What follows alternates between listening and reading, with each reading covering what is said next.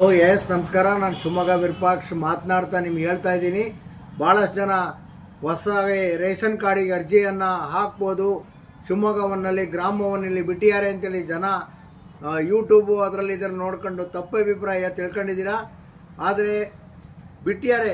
ಯಾರಿಗೆ ಬಿಟ್ಟಿದ್ದಾರಪ್ಪ ಅಂತಂದರೆ, ಹೊಸ ರೇಷನ್ ಕಾರ್ಡಿಗೆ ಬುಡಕಟ್ಟು ಜನಾಂಗದವರು ದಕ್ಷಿಣ ಕನ್ನಡ ಇರ್ಬೋದು, ಉತ್ತರ ಕನ್ನಡ ಇರ್ಬೋದು, ಆಮೇಲೆ ಚಾಮರಾಜನಗರ, ಮೈಸೂರು, ಉಡುಪಿ ಜಿಲ್ಲೆಗಳಿಗೆ ಮಾತ್ರ ಬಿಟ್ಟಿದ್ದಾರೆ. ಬುಡಕಟ್ಟು ಜನಾಂಗದ ಲೀಸ್ಟನ್ನು ಸರ್ಕಾರದವರೇ ಲೀಸ್ಟ್ ಮಾಡಿರಂತೆ. ಆ ಲೀಸ್ಟಲ್ಲಿ ಯಾರು ಇರ್ತೀರಾ ಆ ಕುಟುಂಬದವ್ರು ಮಾತ್ರ ನೀವು ಹೊಸ BPL ಕಾರ್ಡಿಗೆ ಅರ್ಜಿಯನ್ನು ಹಾಕೋದಕ್ಕೆ ಅವಕಾಶ ಇದೆ. ಬೇರೆಯವರಿಗೆ ಅವಕಾಶ ಇಲ್ಲ.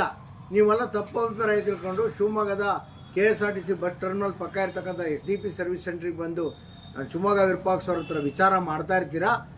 ಅದು ಬಿಟ್ಟ ನಂತರ ಹಾಕೋದಕ್ಕೆ ಅವಕಾಶ ಇದೆ. ಇನ್ನೊಂದು ವಿಷಯ ಏನಪ್ಪ ಅಂತಂದರೆ, APL ಕಾರ್ಡಿಗೂ ಅರ್ಜಿ ಹಾಕೋದಕ್ಕೆ ಬಿಟ್ಟಿಲ್ಲ. ಸ್ವಲ್ಪ ಸ್ಪಷ್ಟವಾಗಿ ತಿಳ್ಕೊಳ್ಳಿ ಜನತೆ.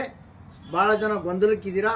ಈ 31ನೇ ತಾರೀಕುವರೆಗೂ ನಿಮ್ಮ ಮಕ್ಕಳ ಸೇರ್ಪಡೆ ಬೇರ್ಪಡೆಗೆ ಅದು ಕರ್ನಾಟಕವನ್ನು, ಶಿವಮೊಗ್ಗವನ್ನು, ಗ್ರಾಮವನ್ನಿಗೆ ಮಾತ್ರ ಅವಕಾಶವನ್ನು ನೀಡಿದ್ದಾರೆ. ಬೆಂಗಳೂರನ್ನಿಗೆ ಕೊಟ್ಟಿಯಾರೋ ಇಲ್ಲ ನನಗೆ ಗೊತ್ತಿಲ್ಲ. ಬೆಂಗಳೂರಿನವರು ಫೋನ್ ಮಾಡ್ತಾ ಇರ್ತೀರ. ಆದ್ದರಿಂದ ಈ ವಿಡಿಯೋವನ್ನು ಭಾಳ ಉಪಯುಕ್ತವಾದಂಥ ವಿಡಿಯೋ.